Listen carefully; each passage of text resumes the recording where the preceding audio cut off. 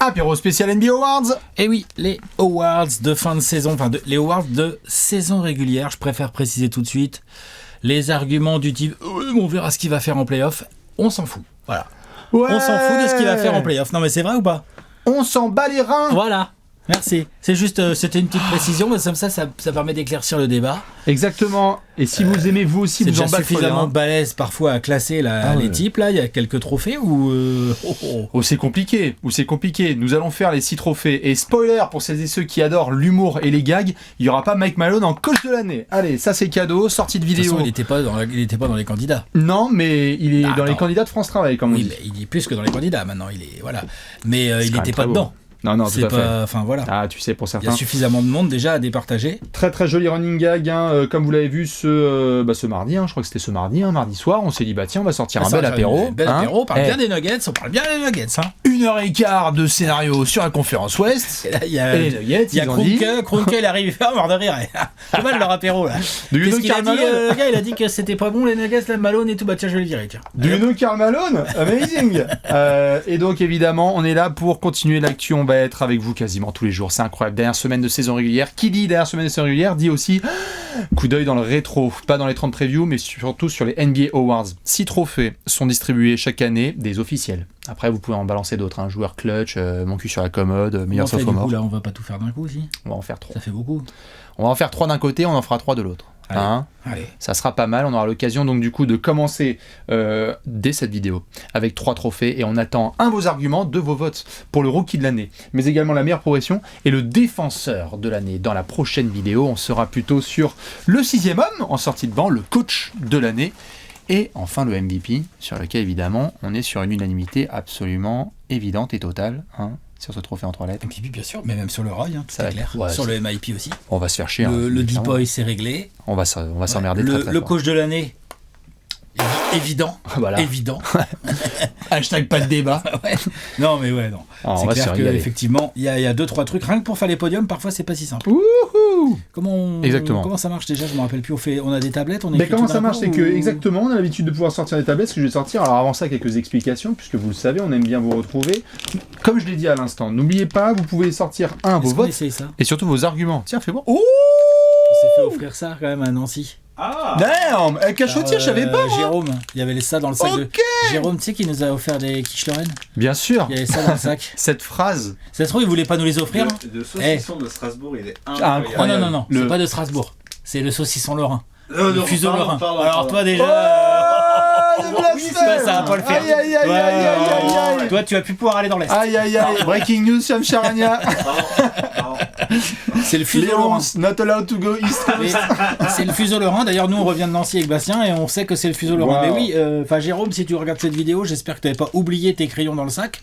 Mais vu qu'ils étaient cliqués, je me suis dit, tiens, Jérôme, il nous a filé des feutres effaçables.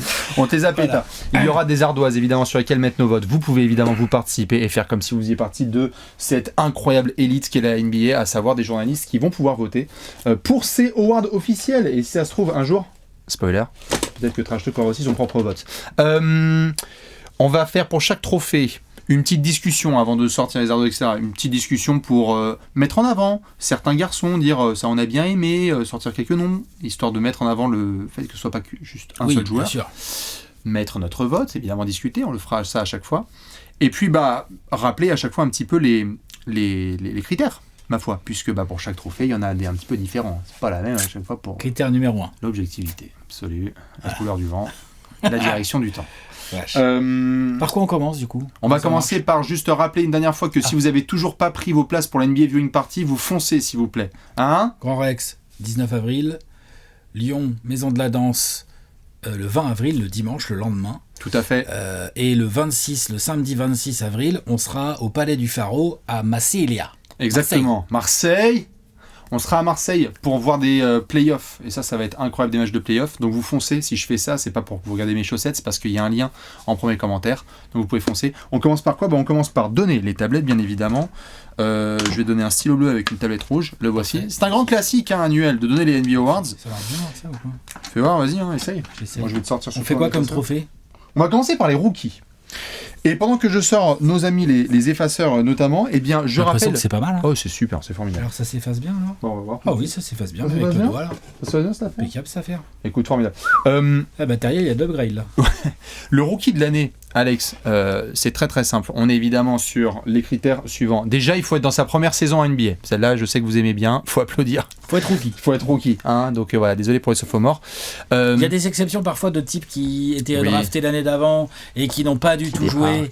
Mais là, ça va. Sur cette saison, exactement. Sur cette saison, ça va. Ah, des petits effaceurs, t'as raison. Tiens, je vais te les donner, t'en fais pas. Alex, généralement, dans les rookies de l'année aussi, on a tendance à moyennement regarder les bilans et beaucoup plus regarder la production quand même, hein, dans l'historique des rookies de l'année. Ouais, rookie de l'année, j'avoue, ça fait vraiment partie des trophées où le bilan joue assez peu. Après, c'est vrai que si t'as un rookie qu'on n'avait pas vu venir, que le mec cartonne et titulaire dans une équipe qui gagne des matchs, une équipe qui gagne des matchs, ça va améliorer fortement son dossier. Mais traditionnellement, les meilleurs rookies sont pas forcément dans les équipes les plus fortes collectivement. C'est ça. Ça se vérifie assez bien cette année. Bah, tout à fait. Ça, on a une demi, enfin, tu vois, genre on a quand même un Français rookie qui est dans une équipe qui est pas dans le fond de la ligue, quoi, qui gagne quelques matchs quand même, quoi. Tu parles d'Alexar ? Voilà. Non, je parle pas de lui. Je parle pas de Tidjane non plus, malheureusement. Tout à fait, on parlera de Zachary Zaché par la suite, tout à fait. C'est pas genre les Hawks qui sont pas en haut de l'Est, mais ils gagnent des matchs. Mais ils sont mieux classés que d'autres franchises, dont certaines au Texas. Par contre, Alex fait bien de le dire, vous voyez-le l'année dernière, on avait tout ce débat. Chet Holmgren, il a un meilleur bilan, il a un impact aussi fort que celui de Victor Wembanyama. Ouais, bah tu sais, c'est qui le rookie de l'année ? C'est Wemby. Voilà. Désolé, la production numérique, c'est celle qui prend souvent le dessus.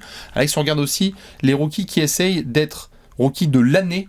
C'est important de le rappeler parce que dans une ère de réseaux sociaux où parfois on oublie ce qui s'est passé il y a 2 semaines, c'est important de rappeler que ce trophée, les observateurs aiment bien regarder la progression qu'ont eu certains rookies, mais que ça démarre pas quand même de trop bas. Les rookies qui ont été très très bons en octobre et en avril. C'est un peu valable pour tous les trophées d'ailleurs, ça. Ah oui. Sauf quand tu fais MVP, il faut être bon toute l'année. Bon, là, en l'occurrence, on a quelques dossiers où ça va. Les types de A à Z ont été bons. Mais je sais pas, défenseur de l'année, coach de l'année, 6e homme de l'année, il faut être bon toute l'année. Ouais. Sûr. C'est vrai ou pas ? On verra ce qu'en pense Draymond. On verra, tout à fait, ça joue pas en sa faveur, on en parlera au moment du Deep Boy. Allez, quelques noms quand même à devoir mettre en avant de sortir nos votes tout simplement. Chez Rookie de l'année, Alex, on peut parler de certains garçons, par exemple, petite pensée, moi à titre personnel pour commencer, pour monsieur Jared McCain, qui avait démarré formidablement. Et lui, c'est qu'il avait un gros dossier. Il avait un dossier de Rookie de l'année, extraordinaire rookie, avec les Nails, chez les Sixers, qui cartonnait au shoot, qui était super. S'il était resté en forme, il aurait pu être Roy, malheureusement. Petite pensée pour McCain, qui ne sera qu'une mention dans cette vidéo. Il avait 15 points de moyenne chez les Sixers, avec des pourcentages à 3 points, là ça dégayait dans tous les sens. Il disait I'm him. Souvenez-vous, c'était en 2024. Malheureusement, il a joué 20 matchs. Depuis qu'il s'est blessé, les Sixers, ils n'arrivent plus à rien faire. Exactement. Alex, de qui tu as envie de parler ? Des gens que j'ai sur mon podium, pas sur mon podium ou... Toi, que tu as juste bien kiffé. Qui sont importants. J'en avais déjà parlé quand on avait fait les courses. Quand on avait fait les courses en décembre, là, juste avant Noël, quand on fait les courses un peu pas, c'est pas mi-saison vraiment, mais voilà. De Jalen Wells, le rookie de Memphis. Ouais. Qui a une grosse chute là. Il vient de faire une grosse chute. Franchement, heureusement pour lui, entre guillemets, il s'est juste cassé le poignet. Ouais.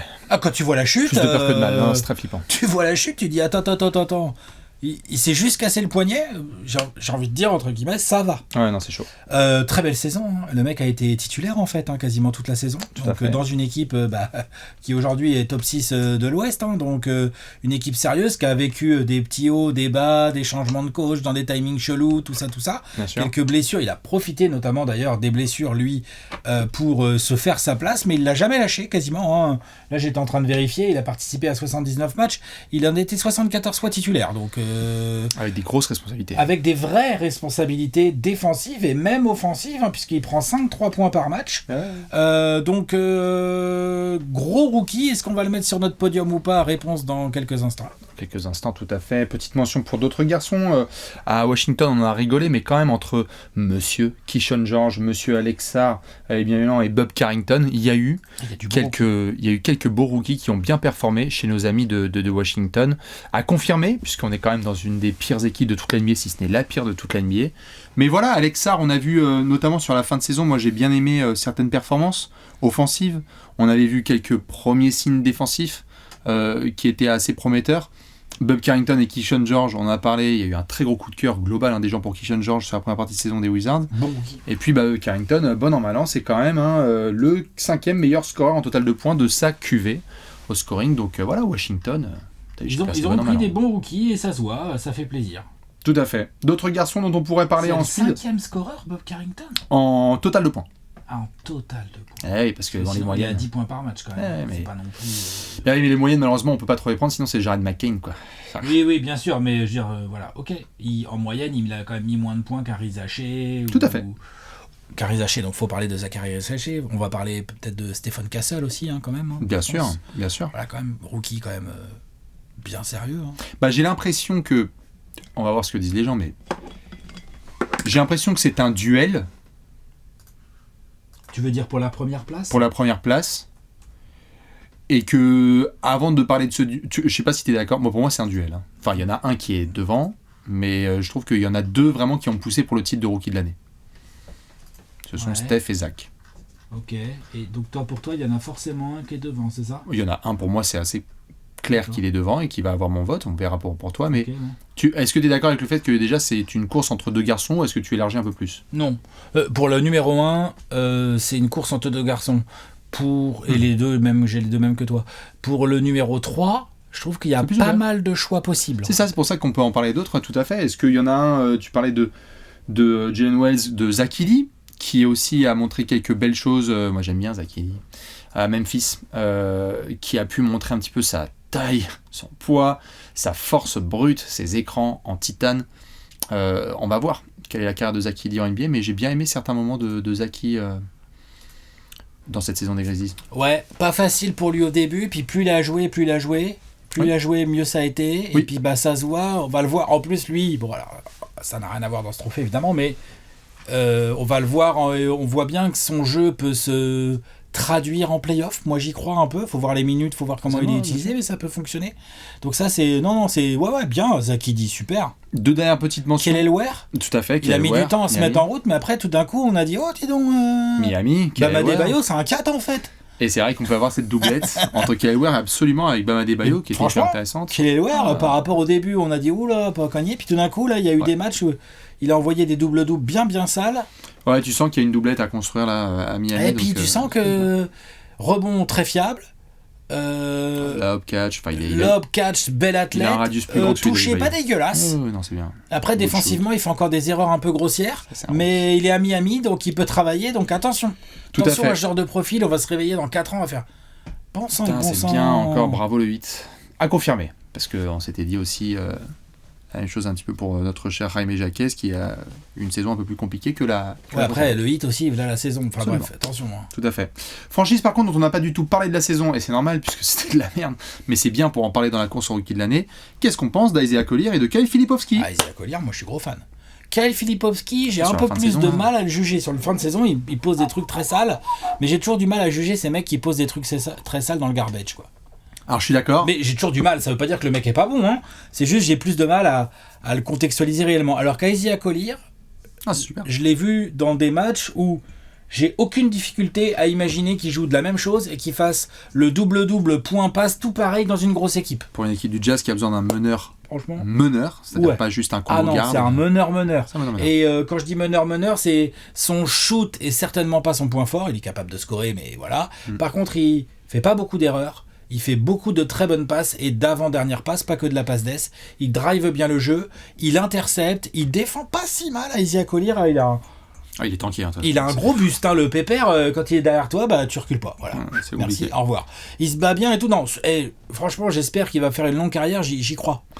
Tout à fait, Isaiah Collier, Kyle Filipowski pour la mention parce que là il fait du sale et Dieu sait comme Alex l'a dit que parfois en garbage time c'est compliqué, mais à Utah, des gens qui ont fait des grosses perfs sur ces 4 dernières années qui ne s'appellent pas Laurie ni Mark Allen, parfois c'est prenable, on est content d'en avoir.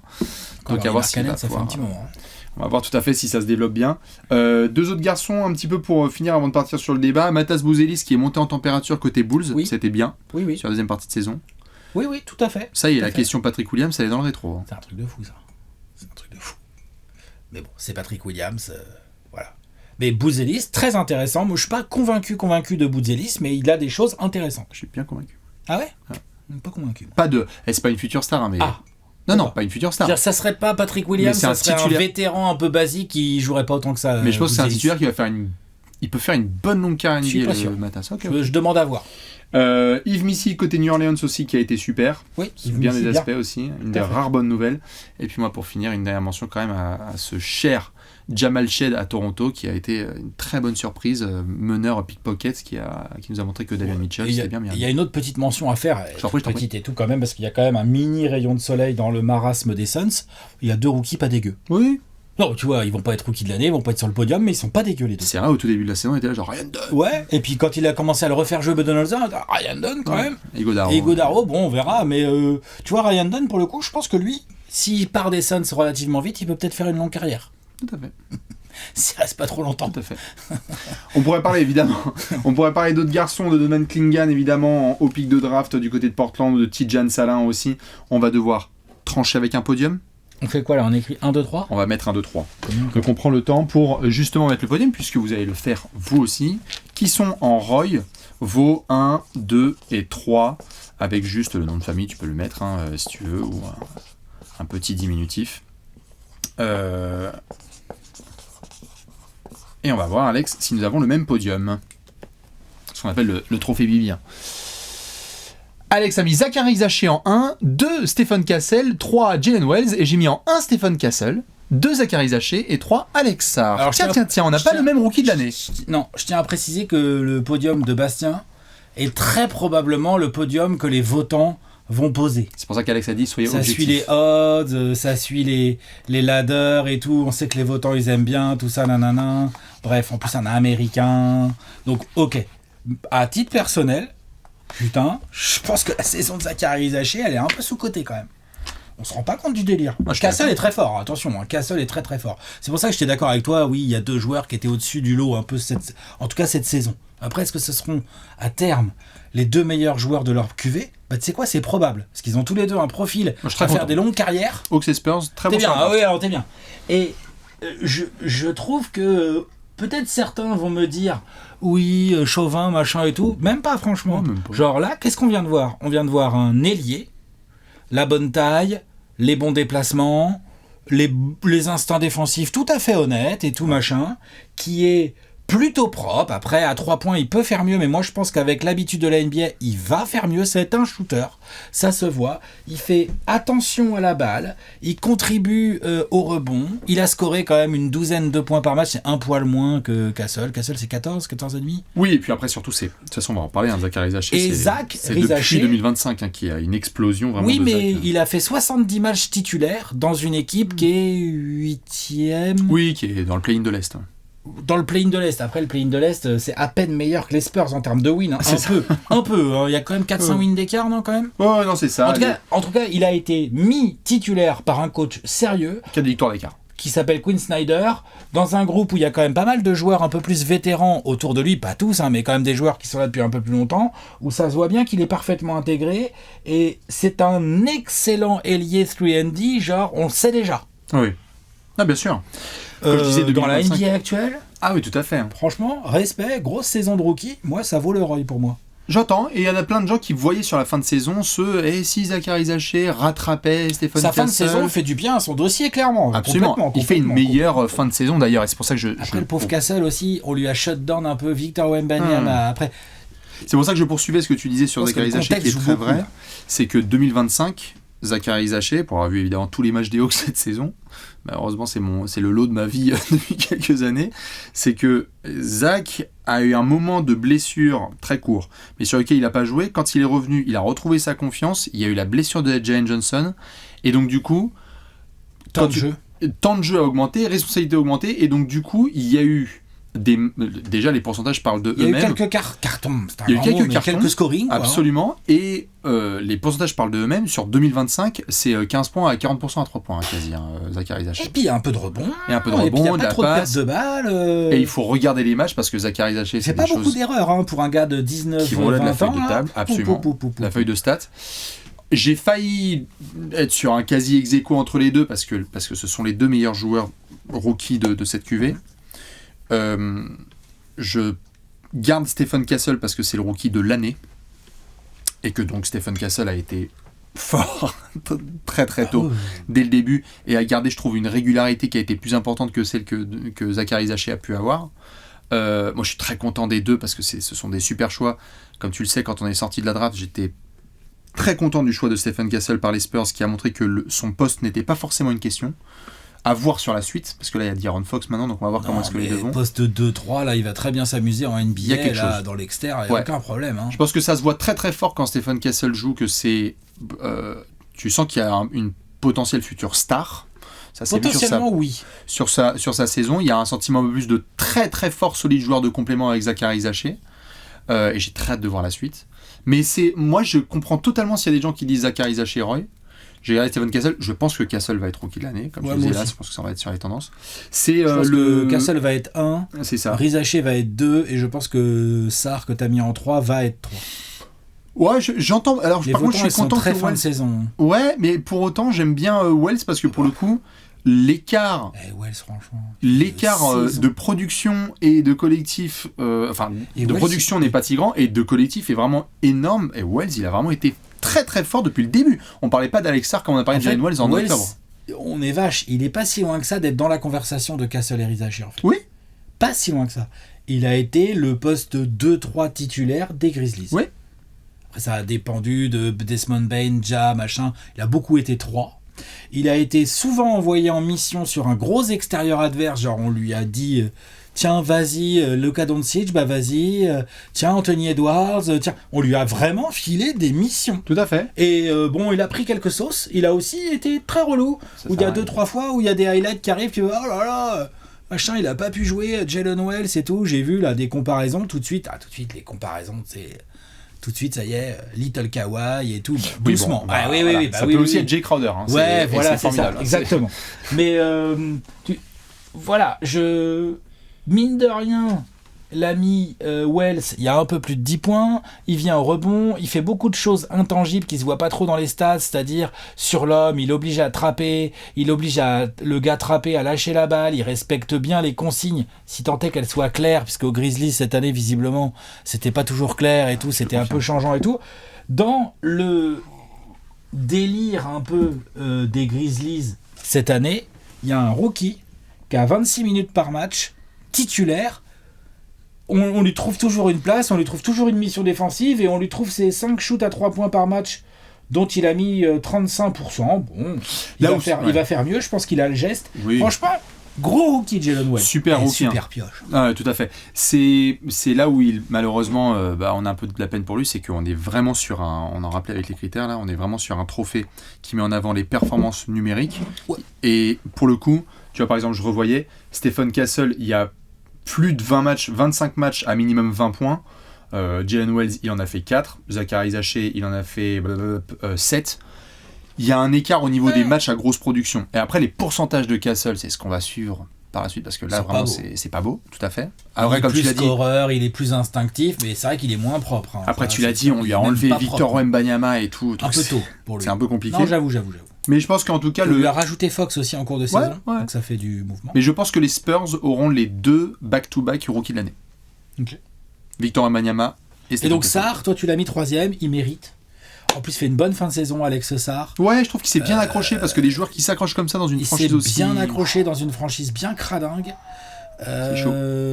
Il n'est pas toujours très bien utilisé. Il doit apprendre, il est jeune, il défend déjà vraiment bien, en tout cas en protection de cercle. C'est très bien. Moi, j'aimerais bien le voir un peu plus vénère au rebond. Oui, ça va personnel. Ça va venir. J'aimerais bien. Ouais, et puis il est parfois loin de l'arceau. Oui, mais c'est sûr. Et puis il conteste aussi beaucoup. Donc quand tu contestes beaucoup, t'es pas toujours au rebond. Je comprends, mais il va falloir qu'il apprenne à être aux deux endroits en même temps, entre guillemets. Je pense que limite Sarr, tu vas me dire, mais j'ai l'impression limite qu'il a fait une encore meilleure saison rookie que ce que j'avais pu imaginer. Je pensais que ça allait vraiment être compliqué, diamant brut. Là, il y a beaucoup plus que ça. En tout cas, moi, il y a pas mal de phases défensives où il y a des vieux switch et tout, où Alex Sarr, il plie les genoux, il se met en position de la chaise, et en fait, l'extérieur adverse, souvent, il donne la balle à quelqu'un. Parasol, il y a de l'ombre. Ouais. Il est prêt. Ouais. Ça, là-dessus, il est prêt, il peut jouer, il peut s'adapter. C'est pour ça, j'espère que les Wizards vont réussir un bel été, peut-être un petit changement de coach là, à Washington, ou un truc comme ça, et rajouter le joueur qui va bien le faire et tout, avec Bilal, avec un Jordan Poole, Alex Sarr, enfin tu vois, genre pour vraiment jouer quelque chose que je pense qu'ils ont en Alex Sarr, une belle pierre angulaire de défense. Super joueur de complément, hâte de voir son développement. Avec évidemment la French Connection. On va changer de trophée. Ouais. Dites-nous déjà sur le rookie de l'année si vous avez Stephen Castle, Zachary Zaché ou un autre. On va passer chez nos amis les progressions, parce que parfois vous êtes rookie et parfois ensuite vous allez chez les MIP, les Most Improved Players, pendant que Alex efface son ardoise et moi aussi. Je rappelle évidemment les critères. Alex, tu me confirmes, mais moi, t'es sophomore, t'es censé progresser, t'es pas dans la liste. Désolé, Eman Thompson. Ta progression est magnifique, mon poteau. D'ailleurs, on te citera peut-être dans un autre trophée. Oui, peut-être. Oh, peut-être. Ça se discute. Mais c'est un peu tôt pour le MVP quand même, Alex. C'est un peu tôt pour le MVP. Mais sophomore. MIP, malheureusement, voilà. Il y a une progression qu'on peut considérer parfois comme, logique. Il faut, c'est ton boulot en tant que rookie d'avoir été encore meilleur. C'est la saison sophomore. Donc voilà, il y a des garçons qu'on va mettre de côté. Pour autant, on aime les augmentations de responsabilité, de temps de jeu, de rôle, d'impact sur la réussite de ton équipe, de statistiques évidemment. Donc il y a plusieurs garçons comme ça qu'on peut mentionner dans la course au MIP. De qui tu as envie de parler un petit peu là avant qu'on établisse un petit peu notre podium? Il y a tellement de choix. J'ai un pool de joueurs Austin Reeves. Austin Reeves, absolument. Bien sûr. Et là, ils discutent. Tout à fait. Ça discute fort. Quand même, belle petite saison aux Lakers. Superbe troisième. Au scoring, ça a progressé. Et en fait, on se rend compte que, vu comment il est bien utilisé, il faut le dire, par JJ Redick et par là Luka et ou LeBron dans les systèmes et tout, non seulement il a progressé au scoring, il a progressé aussi dans ses choix, c'est-à-dire qu'il se place mieux, il fait bénéficier à l'équipe. Maintenant, les Lakers, sur certaines match-up, n'hésitent même plus. Genre il y a une vieille, il y a un vieux gars pas très bon en défense, en déplacement défensif sur Austin Reeves, on lui donne la balle et on s'écarte. Tout à fait. Vas-y, Austin. Austin évolue à un niveau, pour moi, All-Star depuis. Ça commence à faire beaucoup de matchs cette saison où quand je le regarde je me dis putain c'est un mec de level All-Star quoi. C'est pas un All-Star parce qu'ils sont bons et qu'ils sont plusieurs, c'est vraiment s'ils n'avaient pas ce rôle là les Lakers seraient dans une toute autre sauce. Après on verra où est-ce qu'on le met, si on le met dans nos podiums ou pas. Le petit truc qu'on peut dire à revers de ça c'est déjà l'année dernière on avait vu ce genre de flash. Donc est-ce qu'on considère que c'est une si grosse progression cette année? On les avait vus. Oui. Ils étaient moins réguliers et tout, machin, mais on avait déjà vu un peu Austin Reeves qui score, Austin Reeves qui rentre tous ses 3 points, Austin Reeves qui prend plein de lancers et tout. On l'avait déjà vu par épisode plus court. Donc est-ce qu'après on le rentre dans notre podium du MIP ou quoi? Si oui, à quelle place, c'est à voir. Tout à fait. 2 garçons qu'on peut mentionner, parce que parfois il y a des packages quand une équipe cartonne, c'est qu'il y a des joueurs qui ont progressé. Vous pouvez parler à Cleveland à la fois de Evan Mobley, évidemment, dont on va pouvoir parler, mais comment ne pas parler de Ty Jerome, qui pourrait être lui aussi dans un autre trophée, mon ami. Ty Jerome, Alex en a parlé la dernière fois, le mec, on savait pas où est-ce qu'il allait faire sa carrière NBA, il a retrouvé les cases, il a eu son rôle, maintenant c'est un joueur qui a trouvé sa place en NBA. C'est une progression là, c'est une apparition. Ben ouais, mais... Il faut le souligner, Ty Jerome. Attends, tu vas voir, je vais faire plus que le souligner. Ah ouais? Ouais. Parce que tu vois, c'est marrant, avec Evan Mobley, par exemple, il y a eu aussi des vrais progrès. Pas que forcément statistiquement, c'est dans l'utilisation, dans le rôle, l'impact. Ty Jerome, le rôle a changé, évidemment, parce qu'avant, il n'avait pas de rôle. Donc maintenant, il a un rôle. C'est ça. Maintenant, il est 6e homme. Tu vois, mais tu peux passer de membre d'un quatuor à franchise player. C'est sûr que la player. progression était plus compliquée à faire, à montrer dans les faits pour un Mobley ou par exemple pour un Cade Cunningham qui a progressé aussi cette saison. Tout à fait. C'est des mecs qui ont progressé. Après, Mobley et Cade, ils ont progressé. Et c'était pas facile, ça partait déjà d'assez haut. Mais ils ont progressé aussi dans un groupe qui progresse. Absolument. Changement de coaching, clac, pif paf, des nouveaux ajustements, et là t'as tout le groupe qui progresse, et donc le leader ou l'un des meilleurs joueurs, un Mobley, vous faites comme vous voulez, Cade Cunningham, je pense qu'on peut dire que c'est le leader des Pistons, je crois. Tout à fait. Voilà. Le progresse automatiquement, ce joueur-là. Et c'est pas la même chose pour un Ty Jerome, ou pour un gars de chez toi, Dyson Daniels, par exemple. Tu avais Dyson Daniels, je termine juste sur Evan Mobley et Cade Cunningham, non mais t'inquiète, c'est juste que souvent, dans les arguments aussi, certains prennent ce qu'on appelle la première étoile, c'est-à-dire la première fois que tu es All-Star. On a eu Evan Mobley qui est devenu donc joueur All-Star, Cade Cunningham qui est devenu All-Star, Jalen Williams côté OKC aussi qui avait montré des belles bases et qui a confirmé très fort des deux côtés du terrain. Moi, j'adore la saison de Jalen Williams. Bien sûr. Et donc, il est étoilé. C'est un peu un truc qui m'énerve des fois dans le MIP. C'est un peu la course au quel est le contrat max ou futur contrat max qui devient All-Star. Ah bah c'est lui, c'est lui le MIP. Tu vois ce que je veux dire, genre... Je suis d'accord. Il y a des mecs qui progressent de manière plus spectaculaire que ça en fait et dont on parle moins. Par exemple, Dyson Daniels. Dyson Daniels, tu passes. La progression. Hashtag, on a gagné le transfert. Je veux lire le transfert contre Dejounte Murray. Dyson Daniels, il est passé, tu en parlais avec ta Jérôme, de on ne sait pas si tu vas avoir un rôle plus tard en NBA à c'est marrant, t'es titulaire et tu peux parler du défenseur. Quand même, on l'aimait bien au Pélican. T'es vache. Non, il a fait un début de carrière honnête à New Orleans, mais l'idée c'était de savoir si un top 10 choix de draft de New Orleans n'allait pas avoir sa place dans le projet. C'était ça la question à New Orleans. On ne savait pas ce que ça allait donner. Et c'est devenu la pièce de contrepartie des Dejounte Murray. Et là maintenant, il y a un an de dire que Dyson Daniels allait être titulaire, solide, et un des meilleurs défenseurs de toute la ligue, où littéralement il a gagné un surnom, il a battu des records NBA cette saison, celle-là, fallait la placer quand même. Je suis d'accord. Dyson Daniels, le mec s'appelle Dyson et c'est le meilleur aspirateur à interception de la ligue. Ça, forcément, les surnoms, ça tombe. Il aurait pu s'appeler Swift aussi. Christian Brown. Cricri Brown, évidemment, tu connais Denver. Alors oui, le temps de jeu a augmenté significativement parce que le gars est passé de remplaçant à titulaire. Le seul coéquipier de Jokic qui a progressé. Et il a bien assumé le bachin. Vous avez dit, c'est quoi, les Nuggets, ils ont dit, c'est quoi, on va enlever Kentavious Caldwell-Pope, et puis c'est pas grave, vous inquiétez pas, TKT, on a Christian Brown. Bien sûr. On n'était pas si sûr. Non. Dis donc, le gars, il est arrivé, il a fait, non, mais c'est bon, il n'y a aucun souci, les gars. S'il y en a qui le mettent MIP, je peux entendre tout à fait, parce que Christian Brown... Discute, hein. Évidemment, je taquine les fans de Nuggets, parce qu'en ce moment, ils prennent tarif. Ça se discute fort, hein. Christian Brown, il a un vrai dossier. Ça se discute très fort. Il a été super, c'est pas que de la production, c'est vraiment le rôle. Il y a des fois où c'est vraiment le deuxième meilleur joueur des Nuggets sur certains soirs, où les responsabilités défensives sont là, et où il y a de la vraie réussite et de la propreté dans le jeu offensif de Christian Brown, j'aime beaucoup. Petit passage par nos amis les Clippers, parce qu'entre Norman Powell et Ivica Zubac, mon gars, putain, waouh, les saisons des deux là. Ivica, on n'en parle pas assez, parce qu'il fait une saison de, tu sais, j'ai posé la question là, pas plus tard que ce midi là sur Twitter. Combien de pivots font une meilleure saison que Ivica Zubac des deux côtés du terrain? Ivica Zubac, je préfère le dire tout de suite, il est sur mon podium du podium, MIP. On est d'accord.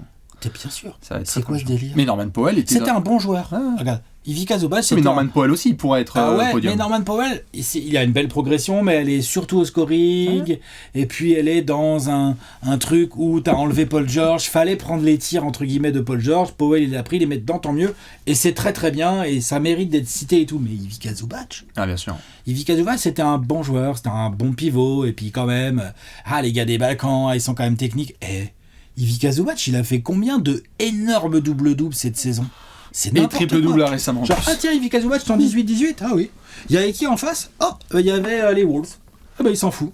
Tu vois, genre, n'importe quoi. Non. Franchement, grosse progression d'Ivica Zubac. Hein. Franchement, vous pouvez le mettre MIP, je suis pas du tout choqué. Hein. Il n'y a aucun problème. Et même, j'ai envie d'aller plus loin, s'il y a des gens, comme j'ai pu le voir de la Clipper Nation, qui disent qu'en effet, le joueur le plus important offensivement, c'est James Harden cette saison, mais que le joueur le plus important et impactant de toute la saison, c'est Ivica Zubac, c'est que je l'entends. Hein. Il a été énorme, des deux côtés du terrain. Lui, tu sais qu'il discute aussi dans une autre course, en 4 lettres.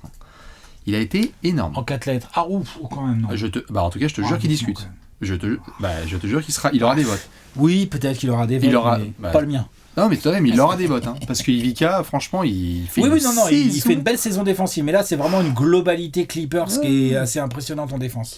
Petite mention pour Tyler Hero, évidemment, qui a fait aussi le jump, gentiment. Pour Franz Wagner, malheureusement, qui fait un très très beau jump, mais voilà, Orlando, ça n'a pas... Il y a de la blessure au mauvais moment et tout. Tout à fait. Il n'a pas réussi à mettre le tampon All-Star là-dessus, c'est dommage. Quentin Grimes, Kobe White, Deni Avdija. Oui, tiens, tu rigoles, Deni Avdija et Kobe White, ça se cite grave. Et Quentin Grimes, putain. Quentin Grimes aussi. Il y a des matchs à 30-40 points, et il a plus de 20 points de moyenne avec les Sixers, Pépère. Ouais, bon, après, c'est pareil, c'est du... Voilà, c'est du garbage. Mais oui. Est-ce qu'il y a d'autres garçons comme ça dont tu as envie de parler sur les progressions? J'ai l'impression qu'on a déjà bien fait le tour. Hein.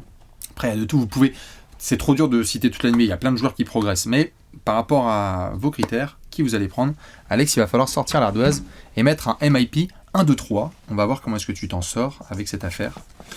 Allez, 1, 2 et 3. Voyons voir comment ça se passe avec Alexinator.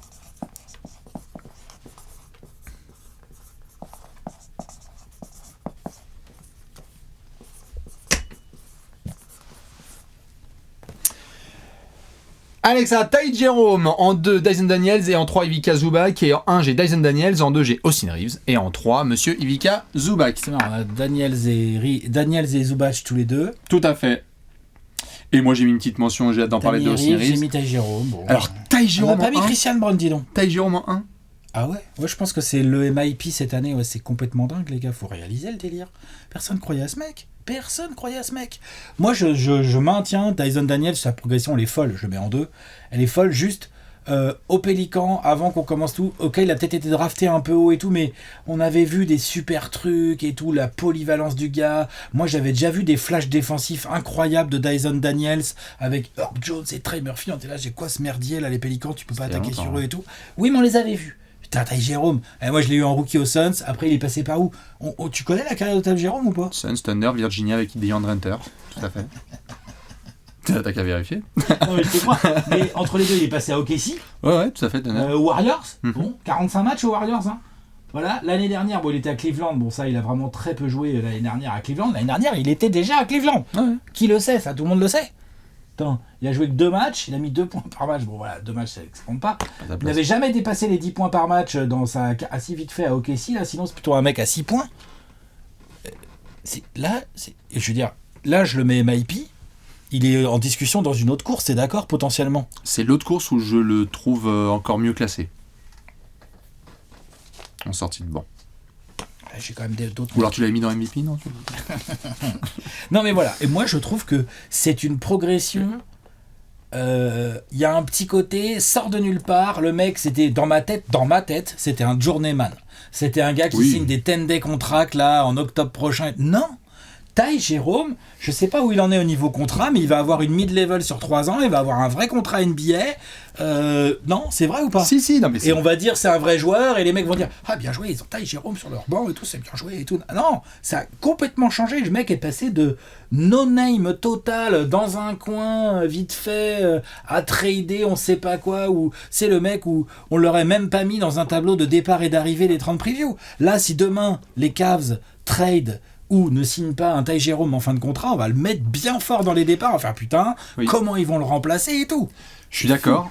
Je me demande si, au final, on peut ne pas être d'accord, hein, mais Evan Mobley aura pas plus de votes que Ty Jerome. Bah, peut-être. Peut-être que c'est la progression la plus significative chez les Cavs dans le rôle, dans l'impact, dans la façon dont il a été utilisé par Kenny Atkinson. Je suis totalement d'accord avec toi. Hein. Ty Jerome, il passe de Who is this guy à faire attention à Ty Jerome. C'est un joueur NBA en fait. C'est ça.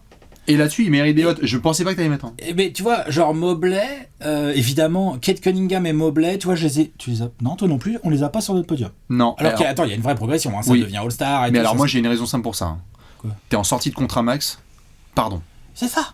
Ils ont signé un contrat max il y a 6 mois. Et tu vas chercher ton étoile et tu imposes et ça tout. Va. Moi, je trouve, et je pense que Kate, par exemple, peut être élu meilleure progression de l'année par les votants. Ou Mobley aussi.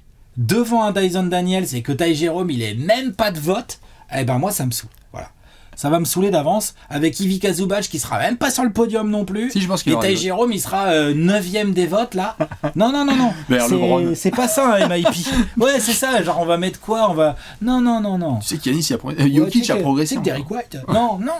Non. Ty Jerome, je trouve voilà. Et Dyson Daniels que j'ai mis en 2 et que t'as mis en 1. J'ai mis Daniels en 1. Déjà statistiquement, bon bah voilà. Parce que statistiquement évidemment pour vous donner un petit peu un contexte. Progressé, hein. J'entends ce que tu disais sur les flashs et c'est réel hein. Mais c'est vrai que Dyson Daniels, on est passé. Il y a tout qui a changé en fait. C'est-à-dire que c'est un joueur qui avait cumulé en 2 saisons 27 titularisations chez les Pélicans. Il vient dans le transfert de Dejounte Murray. Il a été 74 fois sur un parquet. Il a été 74 fois titulaire avec les Hawks. Oh, ouais. On a commencé à dire. Oh putain, c'est le complément parfait de Trae Young défensivement parce que Trae Young a des limitations. C'est ça, son espèce de profil un peu, il est grand, il est long. Exactement. C'est parfait, quoi. C'est devenu une terreur sur les scouting reports adverses parce qu'il est en train de faire une saison qu'on n'a pas vue depuis Michael Jordan des années 90, c'est-à-dire il a 3 interceptions de moyenne par match. Ouais, puis à la distribution, et à tout en création, fait. Exactement, c'est-à-dire que tu passes de 6 points à 14. Tu as augmenté évidemment au rebond, aux passes, aux interceptions parce que ton temps de jeu a grandi, mais je pense que Dyson Daniels, il est passé de si tu ne fais pas une grosse saison à Atlanta, on n'est pas sûr de prolonger à mais si les Hawks ils veulent être solides, certes, il y a Zachary Zaché, mais t'es obligé d'avoir à côté un des meilleurs défenseurs de toute la NBA. Dyson Daniels, un des meilleurs défenseurs de toute la NBA, ça sort de nulle part. Il y avait des flashs, mais alors ça sort de nulle part. Il avait un potentiel. Ah, bah ça. Franchement, c'est comme si là, dans ça un an... Ça sort de nulle part, mais tu vois, c'est Ty Jerome, il sort de nulle part. Mais tout à fait. Ah, mais c'est pour ça que sur la progression pure, il y a des gens qui, évidemment, vont voter Ty Jerome, il y en a qui vont mettre... Pas grand monde va voter Ty Jerome, je pense. Malheureusement, je pense. Parce que je te dis, on vote autrement, on vote pour Mobley, on vote pour Cade. Oui. Moi, Cade, ça me saoule parce que j'adore sa saison qu'il fait et tout, mais c'est plus les Pistons qui ont très fort progressé. J'étais en train de regarder des odds, là.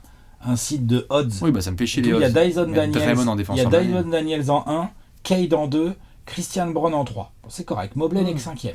Mobley est derrière Ivica. Bon, ça va. Allez, il y a même Tyler Hero. Tu vois, Tyler Hero, non, désolé, non.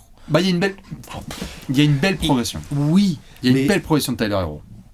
Est-ce qu'il a plus progressé que Cade et que Evan Mobley, oui, pour moi. Mais qu'un Zubac ou qu'un Christian Brown? Non, ça non. Non, tout à fait. Pour moi, Tyler Hero était déjà un fort joueur. Il était fort. Vraiment... Là, il est plus fort. Ouais. Mais c'était déjà un fort joueur. Et alors, justement là-dessus, on va voir ce qui va se passer avec Austin Reeves. Où est-ce qu'il va finir. Je suis totalement d'accord. Et d'ailleurs, ça s'est vu quand il a été avec Team USA, là, mondial et tout. Ça sortait de, tiens, Austin Reeves, joueur polyvalent et tout. Putain, là, c'est le... Donc Austin Reeves, c'est le 3e meilleur joueur d'une équipe qui peut aller jusqu'au titre. C'est ça qu'on est en train de mentionner. Et ça, là, ce jump... C'est là, fallait la dire. Fallait la sortir, je suis d'accord. Polyvalence, money time, des responsabilités très très fortes. Il y a des moments où, désolé, le meilleur joueur sur le parquet entre Luka Doncic, LeBron James et Austin Reeves, ça peut être Austin Reeves. Oui, et d'ailleurs, Luka et LeBron, ils s'en font un malin plaisir de lui filer des ballons. Et celle-là, franchement, j'espère qu'il va confirmer en playoff. Il confirme en playoff, tout à fait. C'est ça, parce que c'est chaud, il va être très très attendu. Mais Alex, tu as donc mis Ty Jerome en 1. Et on Daniels en 3. En 2, pardon. Et Ivica Zubac en 3. Et on a tous les deux Ivica en 3, en fait. Finalement. Et c'est ça. Parlons d'Ivica Zubac qui mérite sa place sur le podium. Là, Ivica Zubac, cette saison, il doit tourner à 16 ou 17 points par match. 12-13 rebonds par match. L'année dernière, il devait être quoi en 11-9 un truc comme ça. Donc déjà, la progression statistique, elle est très sérieuse. La progression dans l'impact et la progression dans... Fut un temps où la défense d'Ivica Zubac était un problème pour les Clippers, ce n'est plus le cas.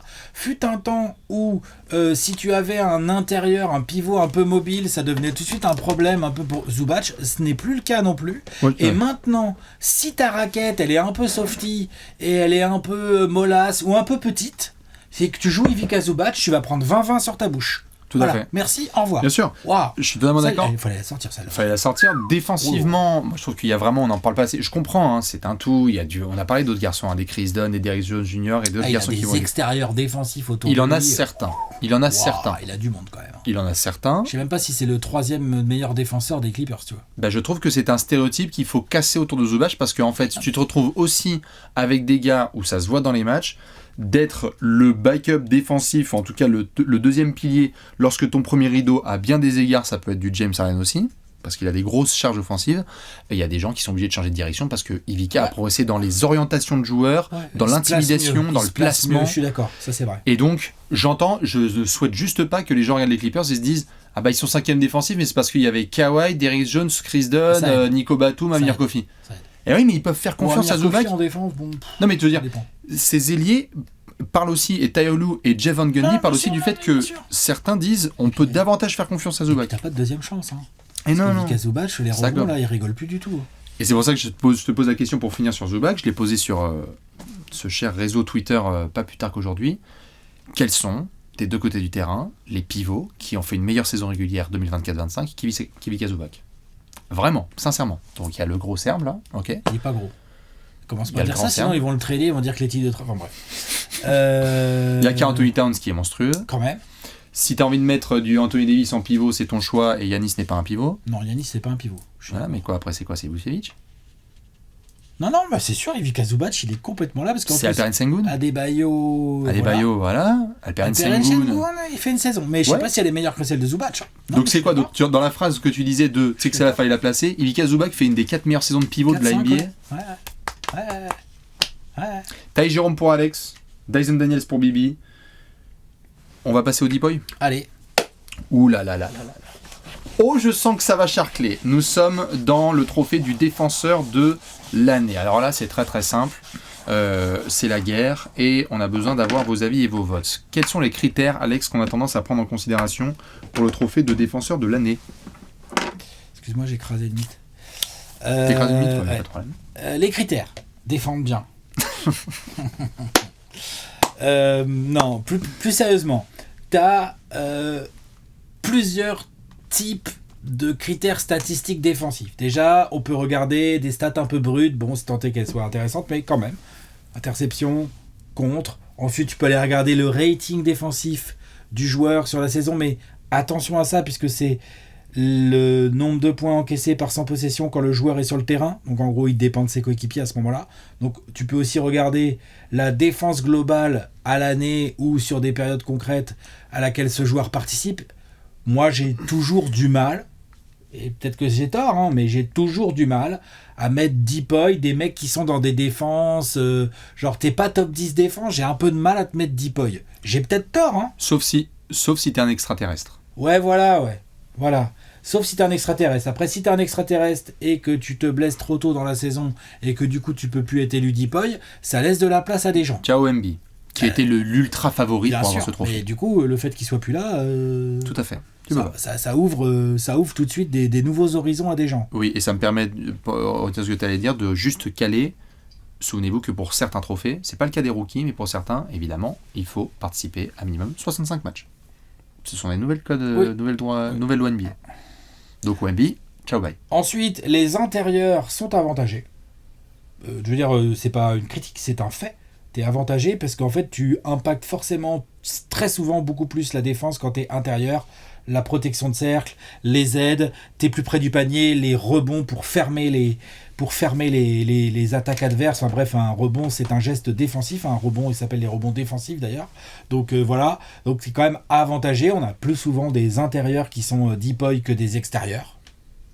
Après, cette année dans la ligue, on a quelques extérieurs qui posent des saisons défensives. C'est n'importe quoi. Il y a moyen qu'on en reparle sur le podcast. Il y a quelques minutes, Bastien nous parlait de Dyson Daniels notamment. Que Bastien a mis MIP et qui va mettre, il est pas rookie mais sinon il sera rookie de l'année pour Bastien et il va nous le mettre Deepoy. Je suis pas rookie de l'année, regarde, Zachary Zacha finit deuxième de mon tableau. Non mais regarde. Ouais mais t'avais un spur. Zachary Zacha. T'avais un spur. Pardon. Bref, excuse-moi si on draft trop bien. On s'en fout. Mais concrètement voilà, t'as des joueurs extérieurs qui cette année posent des saisons défensives de grands malades mentales. Il y en a même, ils sont dans la même équipe. Ouais, il y a plusieurs équipes qui ont plusieurs joueurs que tu peux citer au Deepoy pour moi. Oui. Des joueurs externes ou inter, enfin on va voir. Donc après, défense sur l'homme, défense en aide, positionnement, les passages en force, est-ce que le mec se place bien, le côté aussi énergie qu'il insuffle, le côté aussi pour les intérieurs, c'est les choses qui se voient pas, c'est-à-dire la dissuasion, enfin qui se voit pas dans les stats, qui se voit quand tu regardes les matchs. Pour les extérieurs, c'est le côté il a fait 3 sur 18 au tir. Ah ouais, il avait machin sur lui. Bah ouais, forcément. Bah ouais, oui. Tu m'étonnes, il avait machin. Tu vois, voilà. Tout à fait.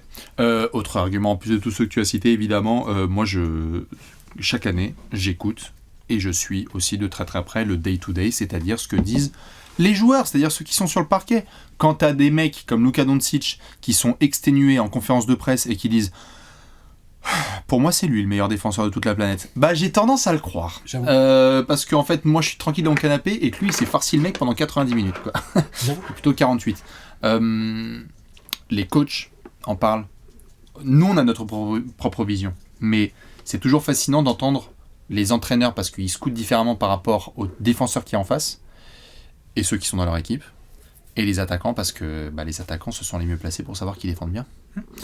Quelques mentions. Après, faut pondérer ce que disaient les attaquants quand même par rapport à ce que vient de dire Bastien, parce que forcément tu as un certain type d'attaquant qui n'aime pas un certain type de défenseur. Donc tu vas avoir tendance à valoriser la défense du mec qui te fait le plus chier. Est-ce que pour autant c'est lui mais bien sûr. Le meilleur défenseur? C'est ce que je veux dire par là. Tu vois ce que je voulais dire. Attends, je veux pas dire que c'est faux ce que tu as dit. Je veux dire par là, c'est un critère parmi d'autres. Oui, tout à fait. Et attention à ceux qui font leur propre promotion. Ça évidemment on en reparlera. Parce que ça me casse bien les couilles. Je vois pas de qui tu parles, mais bon. Quelques noms à mentionner, bien évidemment. Moi, je commence par une petite mention pour Toumani Camara, qui a été extraordinaire cette saison avec nos amis les Blazers, qui ne sera pas défenseur de l'année, mais les Blazers ont même lancé, et les Blazers ont même lancé une propagande pro Toumani Camara, The Box. Il y a même des gens qui font des analyses sur Toumani en disant est-ce que c'est pas lui le nouveau Scottie Pippen. Ça existe, cette vidéo, vous pouvez la regarder sur YouTube. Le Pippen belge. Le Pippen une fois. Obligé de parler de Toumani Camara quand même. La frite, on va l'appeler. Non mais ouais, attends, franchement. C'est compliqué. Il déchire. Tu sais que être défendu par Toumani Camara, c'est excessivement énervant. Excessivement énervant. Long, rapide, se déplace bien latéralement, c'est un 3-4. Mais franchement, quand il est sur des joueurs plus petits, il a montré à de nombreuses reprises qu'il pouvait saouler les joueurs plus petits fort, parce qu'en fait, ils n'arrivent pas trop à le passer. Et puis, comme il est grand et long, il les gêne beaucoup. Il n'a pas beaucoup de défauts, si ce n'est que pour l'instant, il joue aux Blazers dans une défense pas toujours la plus efficace. Ouais, je te confirme. Et qu'effectivement, du coup, ça va lui jouer des tours. En tout cas, déjà, pour l'instant, cette année, pour être deep boy, c'est compliqué. Mais super défenseur. Évidemment, obligé de parler de lui, obligé de parler de tous les garçons, comme on l'a dit, la Rapidos chez les Clippers qui ont fait le travail, en l'occurrence du Zubac, mais aussi du Chris Dunn, qui a fait du bon travail de sable toute la saison. Chris Dunn, Derrick Jones Jr. Avec Derrick Jones Jr. aussi. Comment ne pas parler de nos amis d'OKC, hein, de qui on parle à OKC, parce que défensivement, on est sur une défense historique. Lou Genst, Shai, Chet Holmgren, Jalen Williams. De toute façon, Kayson Wallace, il défend bien. Donc après, c'est pas pour rien qu'ils ont le meilleur rating défensif, genre de quasiment 2 points d'avance sur les autres, tu vois. Donc ils ont le meilleur rating défensif d'assez loin. Travail de groupe énorme. Est-ce qu'on sortira un mec de tout ça Peut-être. Est-ce qu'on sortira un mec de Houston? Parce qu'entre Dion Brooks, Amen Thompson, le travail de Tari Eason et d'autres garçons qui ont bien contribué aussi. Dans une excellente défense, je crois qu'ils sont 5e, 4e. Houston, si aujourd'hui vous me dites que Amen Thompson est l'homme le plus collant de toute la planète avec son frère, moi je vous entends. Ouais. Amen Thompson, défensivement, il y a beaucoup de choses que je désire sur Terre, mais alors être défendu par Amen Thompson, c'est relou. C'est très relou. Dylan Brooks, c'est relou aussi. Il fait une belle saison défensive, Dylan Brooks. On peut citer Evan Mobley et Jarrett Allen qui tiennent la défense des Cavs, qui est quand même une défense encore top 10 cette saison, même si les Cavs sont devenus une équipe très très offensive, ça reste une excellente défense.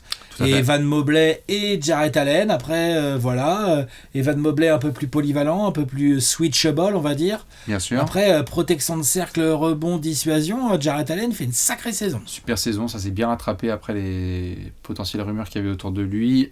Offensivement, énorme travail de OG Anunoby. Attention à ne pas sous-estimer le travail énorme de OG Anunoby en défense cette saison chez les Knicks, où parfois c'est un peu plus compliqué en défense. Disons que le pivot n'est plus un lockdown défensif, que j'ai trouvé la saison défensive de Mikal Bridges un petit peu en deçà de choses qu'il avait pu proposer par le passé, que Jalen Brunson défensivement il bossouille, mais on voit bien avec la charge offensive qu'il a, il provoque des passages en force. Donc tout ça mis bout à bout fait que les Knicks n'ont pas une défense collective si forte que ça. Non, tout à fait. Il y a un garçon qui, s'il était resté en forme, aurait pu avoir des votes. Il s'appelle Jalen Suggs, du côté de Orlando, parce que c'est un gros travail collectif. À mi-saison, tu te rappelles, j'avais mis numéro 1. Ouais, tout à fait. Ils sont podium, Orlando, collectivement. Heureusement qu'ils défendent, parce qu'en attaque, on en reparlera. Mais Jalen Suggs, malheureusement, devra laisser sa place à plein de garçons, puisqu'il ne joue plus au basketball. Enfin, en tout cas, il est blessé. On parle de Draymond ? Ouais, bien sûr qu'on parle de Draymond. Défenseur incroyable, pilier défensif, même avec l'âge. Il reste un monstre de l'analyse, de la lecture tactique, de ce que fait l'adversaire, de diriger ses partenaires. Non. Si les Warriors ont une toute bonne défense là récemment, sur la saison au global ça va. C'est Draymond le trompe. Mais c'est quand même Draymond, il est pas tout seul. Moi j'aime bien ce qui est proposé par du Moses Moody. Bon là en plus ils ont récupéré Jimmy Butler qui est pas du tout un peintre en défense. Mais ce qui est proposé par les Moses Moody ou les jeunes comme ça et tout, c'est bien en défense. Ça rigole pas. Donc oui, bien sûr, mais le pilier de tout ça, c'est quand même Draymond. C'est Draymond, en plus il est capable d'un soir d'être sur Alperen Sengun et le lendemain d'être hyper clutch sur une interception sur Luka Doncic, on l'a vu, Draymond. Les Hawks au niveau défense collective, c'est pas ouf, je crois. Non, parce que Dyson Daniels, je peux te dire qu'il discute. Le problème, c'est qu'il est un peu essolé, quoi. Ouais, tout à fait. Il fait une saison historique, Dyson Daniels. C'est-à-dire que vraiment, je le répète, il a plus de 220 interceptions. Il faut remonter à Prime Chris Paul ou Michael Jordan dans l'ère moderne pour voir ça. C'est lui ou Iverson. Enfin, tu sais que c'est des saisons défensives. En plus, c'est pas du je reach pour essayer d'avoir une interception et je laisse ma défense en galère. C'est je suis sur toi et je te prends le ballon parce que t'as pas le choix. Je te le prends dans les mains. Mais ouais, pour Draymond, il y a eu... Appelons un chat, Draymond, il a fait quand même une très très grosse autopropagande. Aujourd'hui, c'est, selon les odds, puisqu'on en parlait à l'instant, le potentiel favori là pour être défenseur de l'année. Bon. Jaren Jackson Jr. Oui. Très solide. Bien sûr, très solide. Lui aussi, il est dans un collectif qui défend bien de manière traditionnelle, on va dire. Absolument. Même si cette année, c'était un peu moins bien que d'habitude, la défense de Memphis, en collectif, je veux dire. Hein. Oui, Jaren Jackson Jr., bien sûr que ça se cite. De toute façon, il y a un paquet de gens qui se citent, je veux dire, dans l'absolu. T'as envie de citer Giannis Antetokounmpo. Hein. Giannis. Dès que tu fais Deepoy, t'as envie de citer Giannis. Hein. Tout à fait. Chez les Wolves, lorsqu'il y a notre cher Tour Eiffel aussi qui se retrouve bien physiquement, bien sûr. ça change les choses. Et puis à Boston, ça continue de travailler avec D. White et compagnie. Tu sais pas lequel citer à Boston, c'est pas facile. C'est ça qui est compliqué. Ouais. Mais on va devoir mettre un podium. Alors, c'est parti.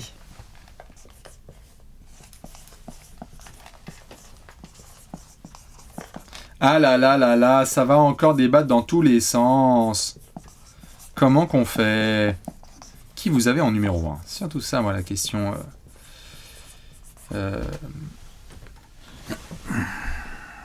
Allez, tu sais quoi? Je me fais un kiff en 3 parce que ça compte pour rien et qu'on s'en bat. Bah si, ça compte.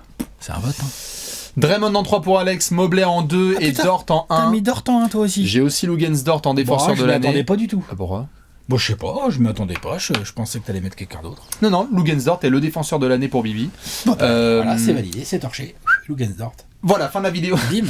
Luguentz Dort en 1, Evan Mobley, on est d'accord. J'ai juste mis un coup de cœur pour Toumani. Vous pouvez mettre Draymond évidemment, hein, mais c'est... Je m'en fous, je pourrais mettre Dyson Daniels. Vous pouvez mettre exactement, vous pouvez mettre Dyson Daniels, vous pouvez mettre un Amen Thompson ou un Dylan Brooks. C'est ça, vous pouvez mettre Wemby pour la blague. C'est pas du tout du vol. Mais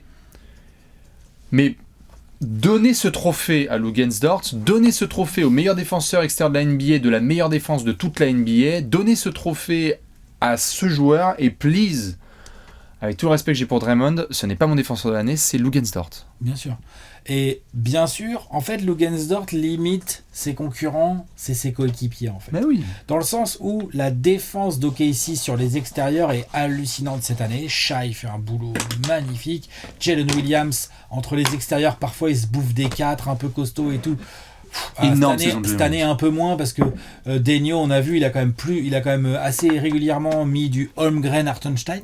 Pour avoir justement une raquette un peu plus longue et grande, ça permet à Jalen Williams d'évoluer dans un poste 3 un peu plus naturel pour lui. Mais il a pris des missions, franchement. Mais il prend des missions de ouf. Le truc, c'est que quand il y a vraiment un très très gros extérieur scoreur en ville, c'est Luguentz Dort qu'on envoie.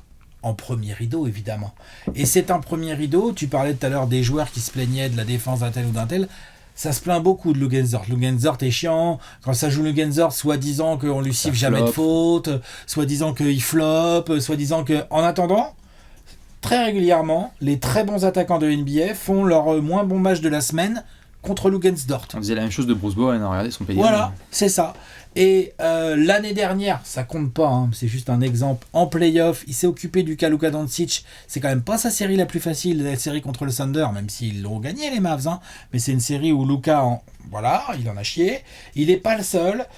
Il a le côté buffle, il a un côté Meta World Peace mélangé à Marcus Smart et à des gars comme ça et tout.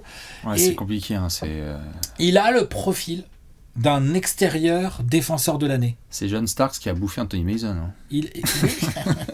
J'aime bien. Franchement, c'est John Starks, c'est-à-dire que il y a des écrans, lol. Je m'en carre. Luguentz Dort, j'ai jamais vu un mec passer outre les écrans comme ça. Il navigue bien dans les écrans.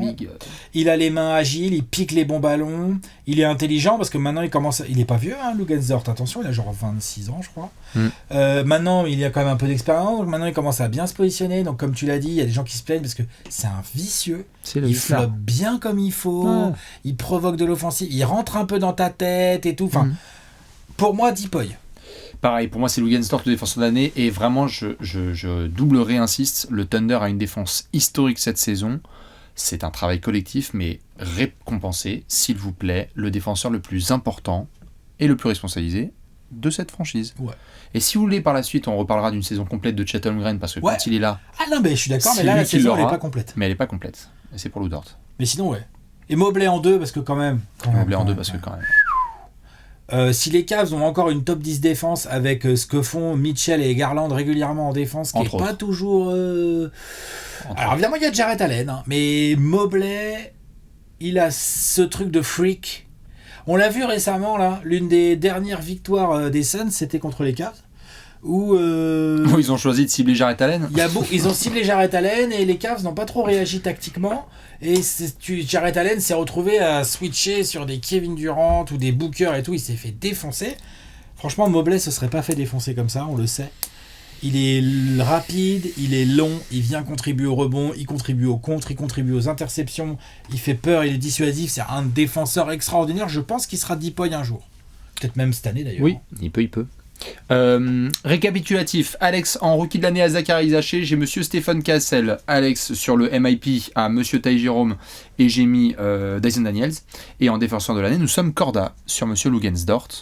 Ça fait 3 trophées de réaliser, il y en a 3 évidemment à faire, le coach de l'année, le 6e homme et le MVP. Pour tout ça on va en parler dans une autre vidéo, on vous attend dans les commentaires pour vos votes, vos argumentaires, et on se retrouve dans la deuxième vidéo des NBA Awards. À toutes. Des bisous, ciao.